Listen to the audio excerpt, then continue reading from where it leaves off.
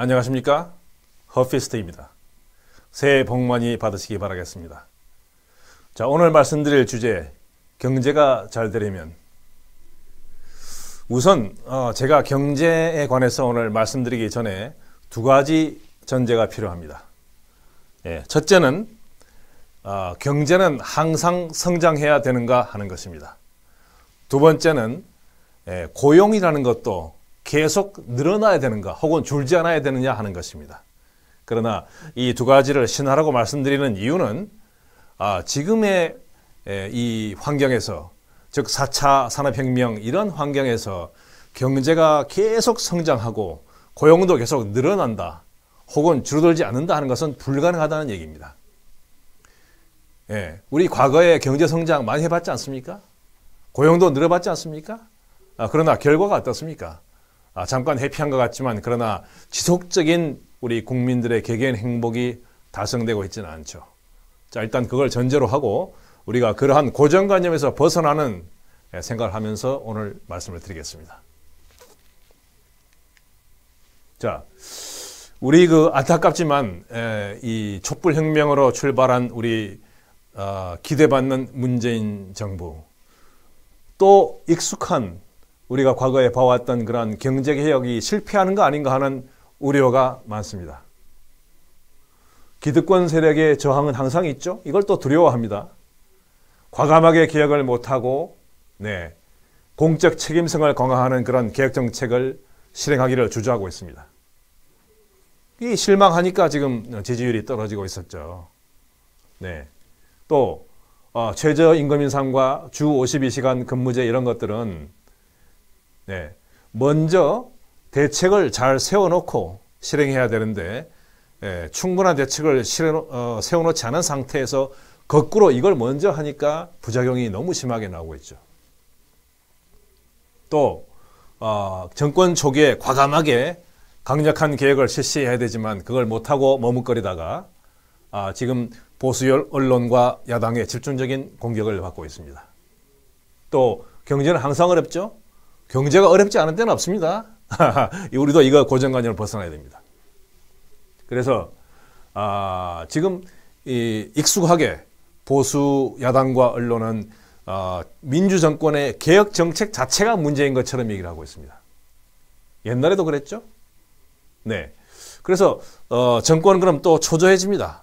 초조해지기 때문에 재벌한테 타협하는 손을 내밀게 되죠. 삼성 이재용 아니겠습니까? 간단하게 말하면.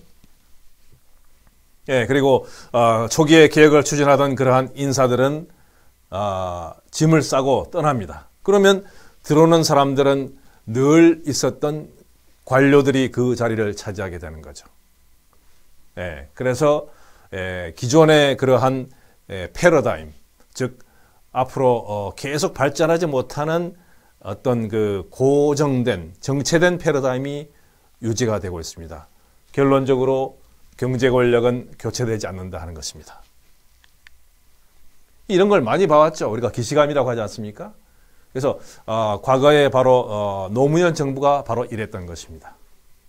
그래서 지금 이제 현재 문재인 정권도 규제 혁신이라는 명분으로 금산분리 완화, 또 원격 의료 민영화 이런 걸 허용을 하는 추세로 있습니다. 그리고 또 민자를 대거 유치해서 인프라 건설을 하겠다. 좀 나쁜 말로 하면 이명박 시대 그런 공구리 사업 아닙니까? 토목 사업. 이것도 하겠다고 나서고 있는 겁니다. 그리고 또 부동산 가격이 최근에 급상승해서 민심이 악화됐죠. 이재명은 이렇게 말합니다. 자동차 같은 경우에는 보유세로 연간 2%밖에 안 내지만 또 우리가 공유해야 되는 그러한 토지는 그 2%는커녕 2%의 7분의 1에 불과한 그런 토지 보유세를 내고 있다. 그래서 지금 왜 이런 정책이 그럼 안 바뀌느냐 하는 겁니다. 그 이유가 청와대나 부동산 관련 그런 정부의 기관, 부처 이런 데서 고급 공직자들의 거의 절반 가까이가 서울의 그 소위 말하는 강남 등의 주요한 지역에 주택을 많이 가지고 있다. 또 무려 48%가 다주택자다 하는 것입니다. 이러다 보니까 자기의 이익을 위해서 개혁을 할 수가 있겠습니까? 네, 바로 이런 문제가 지적이 되는 것입니다. 그래서 이런 고위공직자들한테는 마치 주식처럼 부동산 백지 신탁 제도가 필요한 거 아니냐 하는 목소리도 나오고 있는 지경이죠. 자, 그럼 한 번 더 우리가 복습을 해보겠습니다. 우리 그렇게 정말 가슴 부풀게 개혁을 시도했던 노무현 정권 왜 안 됐냐 하는 거죠. 2003년도에 성장과 분배를 조화시키겠다. 이것도 많이 들어본 거 아닙니까? 이번 정권도 마찬가지입니다. 어떻게 보면 사실은 모순적인 구호죠. 그런데 이마저 버리고 완전히 기득권 세력과 화해하면서 재벌 위주 정책으로 돌아서 버렸습니다. ILO가 제시하는 그런 기준, 상식적인 기준 아닙니까? 노동기본권, 사회통합적 노동정책, 비정규직 차별 철폐 이런 걸 포기하고 화물연대나 철도노조 파업을 무력 진압했습니다. 노무현 때 얘기입니다. 또 부동산 개발 정책으로 바꿨죠. 또 분양원가 공개 추진하다가 포기했습니다. 지금도 분양원가 공개 이렇게 말이 나오고 있지만은 현재 정권은 강력하게 추진은 못하고 있죠. 검토만 하고 있습니다.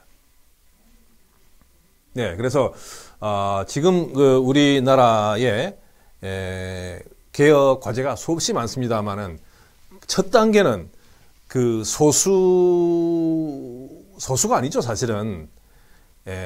개별 다니는 소수지만 그게 합치면 다수인데 그러한 그 소외된 우리 국민들의 목소리를 반영할 수 있는 그러한 정치 체계가 우선 돼야 되는 거 아닙니까? 그게 바로 뭡니까? 정당 명부 비례대표제입니다. 그런데 지금의 여당의 대표는 권역별 연동 비례대표제 하자 이렇게 약간 변형된 이러한 안을 제시하고 있습니다. 과연 그게 타당한 걸까요? 네. 이런 정당 명부 비례대표제가 제대로 되지 않으면은 나머지 모든 분야의 개혁도 제대로 될 수가 없는 거죠. 그래서 이 부분에 대해서 정부 여당이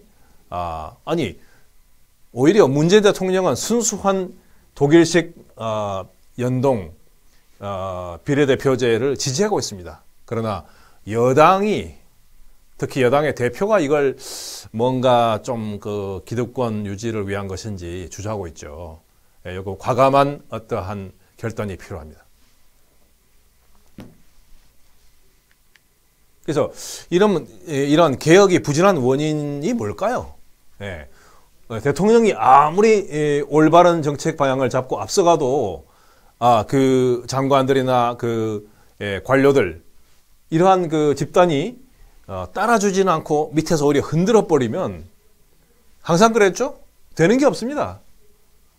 이렇게 해서 이 대통령 혼자 강력하게 해야 조금 움직이는 척하고 관료들이 스스로 개혁에 나서지 않는다면은 결국은 실패한다는 것입니다. 그래서 그럼 대안이 뭘까요? 대안은 그나마 개혁성을 약간은 가진 완전하지는 못하다 할지라도 그러한 야당과 연대해서 이러한 개혁 법안을 빨리빨리 통과를 시켜야 됩니다. 정권 초기부터 그러한 얘기는 많이 나왔습니다만은 실질적으로 그러한 연대가 잘 안 되고 있죠. 그러다 보니까 되는 게 뭐가 있습니까? 그래서 조금 보기 싫고 또 뭔가 좀 마음에 안 드는 게 있다 할지라도 그나마 개혁성을 약간이라도 가진 그런 여당과는 연대해서 빨리빨리 개혁 법안을 통과시키는 것이 국민을 위한 길입니다. 네. 그래서 자꾸 이렇게 제대로 안 되면은 대중들이 피로해하죠. 그렇게 되면은 지지율이 떨어지면 더 개혁이 어렵습니다. 그래서 반개혁 세력에 대한 압박과 협상을 동시에 해야 됩니다. 왜입니까? 압박만 하면 독재한다고 또 반발이 심해져. 또 너무 그냥 부드럽게 협상 타협만 하면은 기어오르지 않습니까? 야당. 네. 그래서 이걸 적절한 수준으로 동시에 구사해야 됩니다. 그걸 제일 잘한 지도자가 누굽니까? 미국의 바로 링컨 대통령이었습니다. 링컨 대통령은 우리가 모르는 숨겨진 그러한 어두운 방법까지도 동원해서 심지어 협박, 납치까지 하면서 꼭 필요한 노예 해방 법안을 통과시켰습니다. 그 정도로 너무나 중요한 고비에서는 도덕성 뭐 이런 거를 약간 훼손하더라도 뭔가 추진력, 결단력, 돌파력이 필요한 거죠. 우리 문재인 대통령 너무나 인품이 훌륭하고 존경스러운 분이지만 이러한 링컨처럼 절대절명의 중요한 순간에 돌파하는 그런 파워, 이거 좀 아쉽습니다. 네, 바로 그 얘기가 지금 이 사진에 나와 있죠. 네, 우리 노무현 전 대통령도 링컨을 존경했다고 합니다. 그러나 꿈을 이루지 못했죠. 이게 바로 링컨입니다. 영화의 장면입니다만. 네. 그러면 지금 우리 문재인 대통령의 리더십은 어떤가? 이 부분입니다. 네, 그래서 일단 기회를 포착하면은 링컨은 정광석화처럼 달려들어서 해결을 빨리 했다 하는 것입니다. 네, 이것이 지금 우리 문재인 대통령에 필요한 거 아니겠습니까? 네, 이런 것도 한번 생각해 보면 좋겠습니다. 자, 되풀이되지만 한 번 더 정리를 해보면요. 노무현 정부가 그 당시 개혁을 왜 실패했을까요? 4대 개혁 목표를 했습니다. 근데, 네, 지금 같으면 정의당이나 민주평화당 같은 그 당시 야당과, 결집해서, 연대해서, 개혁 주체로 삼아서 빨리 법률들을 통과시켜야 되는데, 그렇게 못했죠. 오히려, 민주당은 여러 가지 정책 면에서 기존의 지지자들을 배신하는 그러한 정책을 했습니다. 그러다 보니까 우파는, 즉 반대파는 기가 살고, 또 그러니까 이 여당 정부에서는 우리가 힘든데 노동운동이 우리 정부 여당을 밀어줘야 되는 거 아닌가, 자꾸 양보하라, 이렇게 또 압력만 커집니다. 그러다 보니까 전체적으로 정치 지형이, 환경이 우경화된다는 이런 문제가 생기는 거죠. 이론적으로 볼 때는 이 기존에 계속되고 있는 이 압박적인 그러한 이 착취 구조, 약자를 착취하는 구조하고 또 새로운 민주정권이 내세우는 개혁, 이 두 가지가 공존할 수 있다 하는 그런 생각을 흔히 한다는 것입니다. 근데 될까요? 어렵습니다. 그거는 미사여구에 불과하죠. 그래서 어렵게 사실 역사적으로 보면 민주정권이 권력을 잡는 경우는 더 드물죠. 좀 독재 우파에 비해서 말이죠. 그러면 민주정권이 오랜만에 모처럼 정권을 잡으면은 확실하게 한 가지 노선을 밀고 나가줘야 역사가 진보합니다. 그러니까 이게 착취 구조와 개혁, 이 두 가지가 공존할 수 있다, 이런 생각을 하면 안 된다는 거죠. 자, 그러면 이제 현재 문재인 정권으로 돌아왔습니다. 문재인 정부, 그 중에서도 경제정책의 난항, 원인과 해결 방안 뭔지 한번 보겠습니다. 역시 제일 큰 게 부동산 문제 아니겠습니까? 부동산 문제 해결 안 되면은 소득주도 성장, 혁신 성장, 공정 경제 다 이거는 될 수가 없는 거죠. 그래서 소수 재벌과 땅 주인들이 가만히 앉아서 피땀 흘려 만든 사회구성원들의 피를 합법적으로 약탈하는 겁니다. 이런 상황에서 무슨 혁신과 공정이 됩니까? 힘이 안 나는데, 화가 나는데, 그죠? 그래서 구체적으로 근로자들의 임금보다 주거 비용이 훨씬 가파르게 올라가니까 소득도 성장이 안 됩니다. 그럼 말로 하면 뭐합니까? 현실이 안 그런데, 그죠? 참고로 이재명 같은 사람은 뭐라고 얘기합니까? OECD 가입국의 국토보유세 부과 기준의 절반만 적용해도 한 해 15조 원 정도의 추가 자금을 마련할 수 있다. 그러면 전체 국민 5천만 명한테 토지 배당금을 기본소득의 형태로 1인당 연간 한 30만 원 지급할 수 있다라고 얘기를 하는 거죠. 그럼 30만 원 이거 얼마 안 되는 이거 해가지고 무슨 의미가 있느냐? 아닙니다. 30만 원도요. 저소득층한테는 큰 금액이고 또 이 금액을 국가가 정책적으로 마련해 줬다는 거에 대해서 우리 받는 국민들은 굉장히 뿌듯함, 고마움, 애국심을 느끼게 됩니다. 그러면 이 받는 사람들은 뭘 하겠습니까? 이걸로 뭐 라면 사 먹고 소주 사 먹고 마는 겁니까? 안 그렇습니다. 중요한 데 쓰게 됩니다. 그리고 또 아무런 일이나 허겁지겁 하는 게 아니고 좀 더 미래를 위해서 자기가 발전할 수 있는 그런 일을 할 수 있도록 준비하는 데 쓰게 되는 거죠. 예. 그래서 4차 산업혁명 시대에 피할 수 없다. 아까 소두에 말씀드렸죠. 경제 성장이나 그 고용 증대, 이거는 어렵습니다. 갈수록 오히려 줄어듭니다. 인정해야 됩니다. 예, 그러한 미래 시대에는 피할 수 없는 불평등과 양극화, 이거 점점 심해집니다. 그대로 두면요. 그래서 이걸 조금이라도 줄이기 위해서는 이러한 기본소득을 나눠줌으로써 국민들이 각자 좀 더 여유를 가지고 자기 개발할 수 있도록 해줘야 된다 하는 포인트입니다. 자, 그럼 이게 자료 볼까요? 우리나라는 다른 나라들에 비해서 부동산 자산의 규모가 매우 크다. 잘 알지 않습니까? 이거 뭐 더 이상 말할 필요 없습니다. 예. 인구 밀도나 경제 발전 수준을 고려하더라도 한국의 토지 자산 규모는 너무 큰 편이다. 그런데 부동산 실효세율은요, 한국이 0.16%밖에 안 됩니다. 그러면 다른 나라들은 뭐 0.57%, 0.54%, 0.78%, 무려 3배나 5배 정도 다른 나라들이 높습니다. 한국이 너무 낮다는 거죠. 세금을 안 매깁니다. 부동산에 대해서. 이래서는 부동산 투기를 억제할 수도 없고 또 그 부동산에서 세금을 충분히 걷어들일 수가 없죠. 이거 바꿔야 되겠습니다. 그래서 이러한 국토 보유한 데 대해서 세금을 거두면은 바로 기본소득으로 쓸 수가 있다. 지금 그 4차 산업혁명 시대에는 자꾸 그 기계, 컴퓨터, 로봇이 사람의 일자리를 갉아먹잖아요. 그러면 인간만이 할 수 있는 그런 창의성, 감성 활용하는 일자리만 남는데 이러한 일을 하려면 청년들이 준비가 필요하잖아요. 기존에 지금 그 구태의연한 교육 이거 가지고 그런 걸 준비할 수 없지 않습니까? 그러면은 여유를 가지고 이런 걸 준비하려면 약간의 자금이라도 주어져야 되는 거죠. 그게 바로 기본소득이라는 것입니다. 이거 받고 게으른 청년들이 그냥 뭐 술 먹고 컴퓨터 게임이나 하고 노는 게 아닙니다. 이들이 좀 더 여유를 가지고 촉박하게 아무런 일이나 하는 게 아니라 더 나은 미래를 준비할 수 있는 그러한 자금으로 활용할 수 있도록 한다는 것입니다.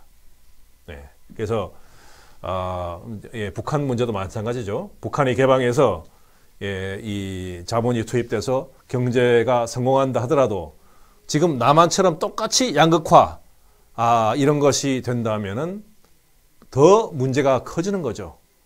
그래서 이러한 그 남북한 전체에서 국토 보유세 기본소득이 잘 실현된다면은 균형적이고 또 우리가 미래 발전적인 그러한 상황을 맞을 수 있다 하는 것입니다. 자, 그러면 결론적으로 간단하게 우리나라 경제를 활성화하려면 어떻게 하면 될까요?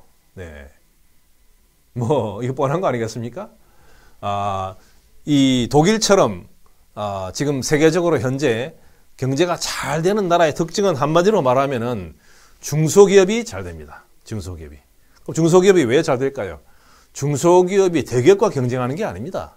중소기업이 나름대로 할 수 있는 영역, 그게 중간재죠, 중간재. 즉 부품, 소재 이런 것들입니다. 왜냐하면 대기업이 완성품을 만드니까요. 그러한 중간재를 계속 창의적으로 개발하고 기술을 개발하고 원가를 낮추는 그러한 노력을 중소기업들이 해줘야 되는데 한국에서는 재벌 대기업들이 이 중소기업들을 착취합니다. 납품 원가로 착취하죠. 또 기술 약탈해 버리죠. 또 일감을 갖다가 자기 친척한테 몰아줘 버리죠.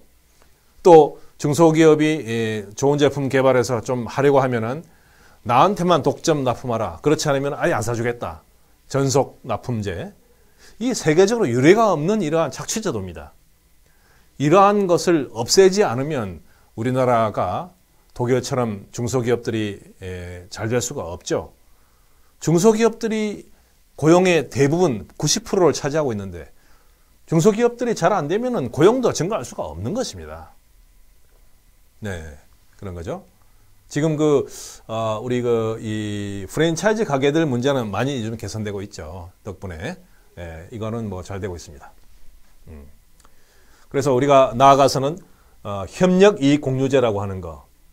예, 즉, 이 중소기업들이 대기업의 오더를 받아서 납품을 해서 잘 되면은 비즈니스가, 그래서 좋은 이득이 나면은 그 이득을 대기업이 독점하는 것이 아니라 납품한 중소기업과 공유한다, 쉐어한다, 이런 개념이죠.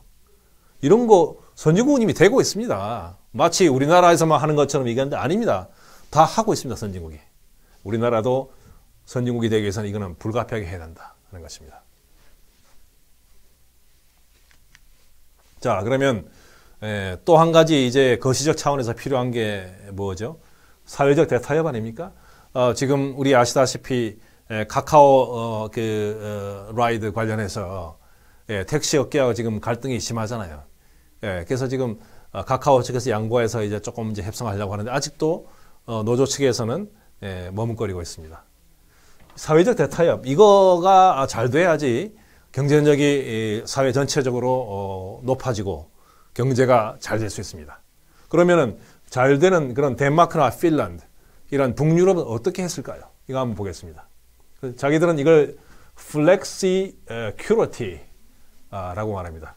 이거 flexibility와 security 약자를 합친 거죠. 유연, 안정성. 유연성은 대기업 사용자들이 요구하는 것이고 안정성은 노조가 요구하는 것입니다. 이 두 가지가 조화를 이룬다 하는 개념이죠.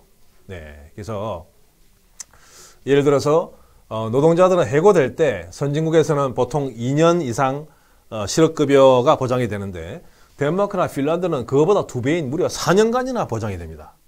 한국은 이제 지금 1년 아직 안 되죠. 좀 안 돼. 10개월인가 되고 있죠.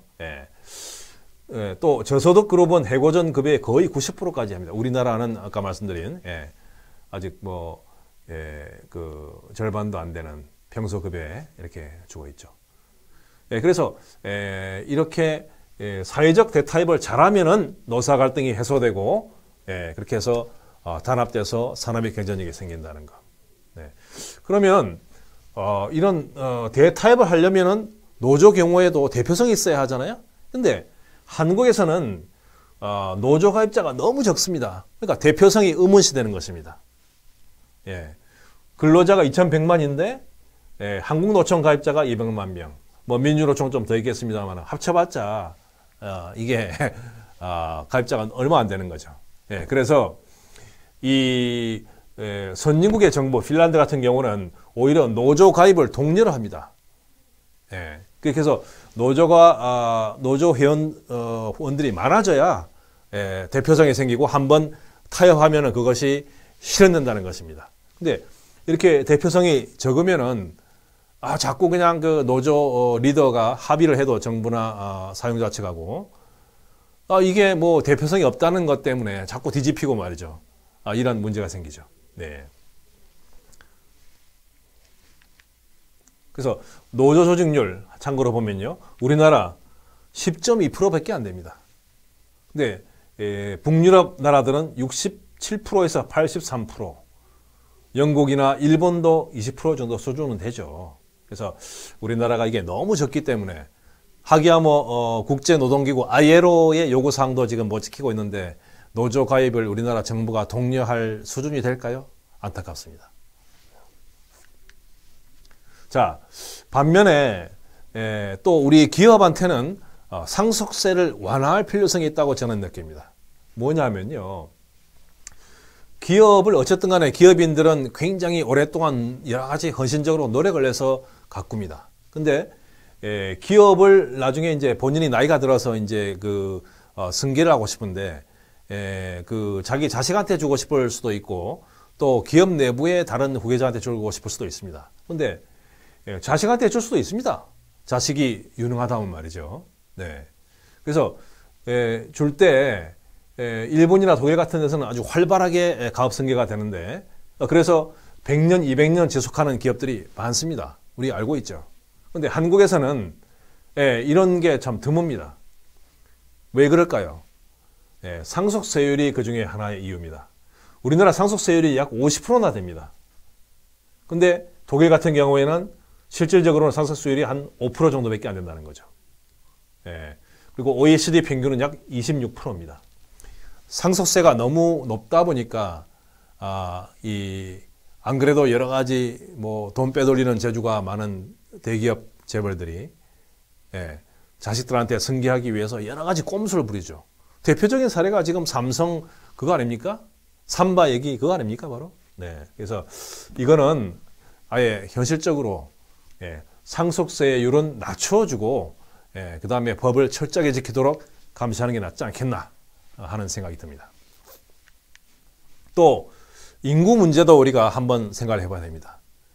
우리나라에서 대다수 한국 국민들은 우리가 단일 민족이고 잘 되고 있는데 외국의 그런 특히 후진국 노동자들 들여와서 우리나라 일자리 갉아먹고 여러 가지 범죄 위험이나 이런 우려를 많이 합니다. 네. 그런데 지금 우리 실질 인구 출산율 이게 갈수록 낮아져서 뭐 1, 200년 있으면 뭐 인구가 제로가 된다는 그런 얘기까지 나올 정도인데 이렇게 방치하면 되겠습니까? 짧은 시간 내에 우리 젊은이들이 자녀를 많이 낳을 가능성은 매우 적습니다. 그렇다면 현실적으로 외국의 인구를 데려와야 되겠죠.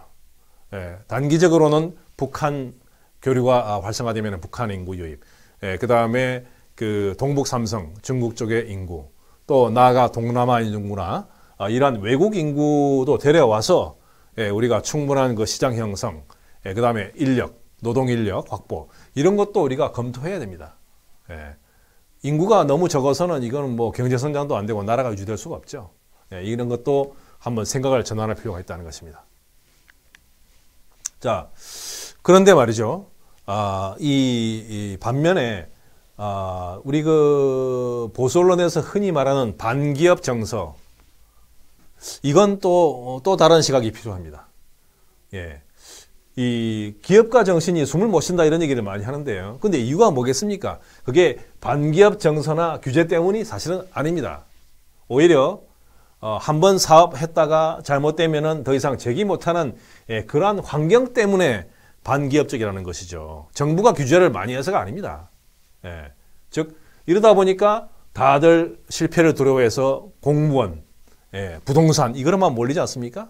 그러니까 우리나라에 많은 잠재 인력이 지금 사정되고 있는 것입니다. 안전 플레이, 그죠? 그래서 지금 보수파가 우려하는 반기업 정서라고 하는 것은 스타트업이나 중소기업에 대해서 뭐 국민들이 뭐 반대한다, 반감을 가진다 이런 의미가 아닙니다. 즉 대기업에 대한 반감이죠. 왜냐? 대기업이 불법을 하지 않습니까? 불공정 행위를 하지 않습니까? 그래서 이 대기업에 대한 반감이 바로 이제 반기업 정서죠. 그래서 불법, 탈법, 정경유착, 기술 탈취 이것이 중소기업들의 성장을 저해하고 이것이 결국은 고용이나 우리나라 경제 성장을 해친다는 것입니다. 그리고 대기업들은 지금 수백조 원 유보해놓고 지금 투자도 안 하지 않습니까?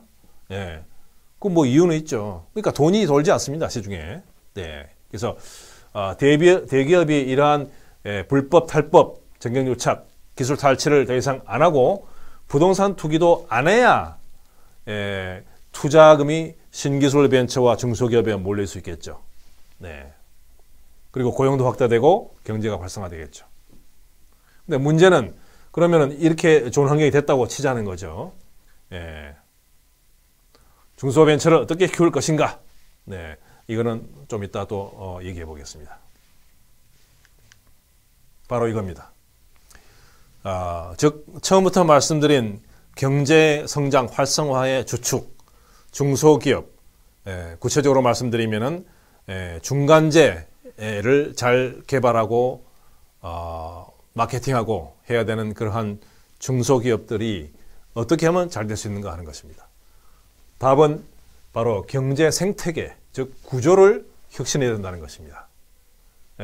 최근에 문 대통령이 지역 경제인들 소리를 듣기 위해서 지역을 다니면서 여러 가지 얘기를 하고 있습니다.